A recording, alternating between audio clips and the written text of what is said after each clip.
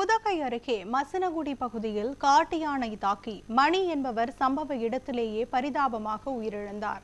இது குறித்த கூடுதல் விவரங்களை செய்தியாளர் பிரபு வழங்க கேட்கலாம். பிரபு, வணக்கம். காட்டு யானை தாக்கி ஒருவர் உயிரிழந்திருக்கிறார். இது குறித்த விவரங்களை சொல்லுங்க.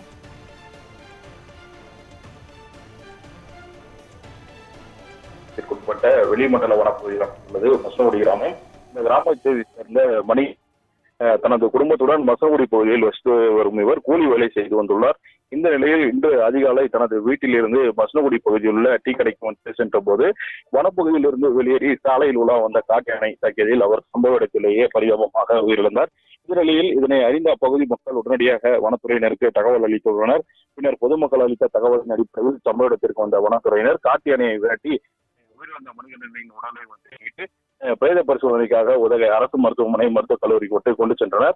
மேலும் உயிரிழந்தவரின் குடும்பத்திற்கு அரசு சார்பில் வழங்கப்படும் இழப்பீட்டு நிவாரணத் தொகை வழங்குவதற்கான நடவடிக்கைகளும் வனத்துறையினர் சார்பில் மேற்கொள்ளப்பட்டுள்ளது.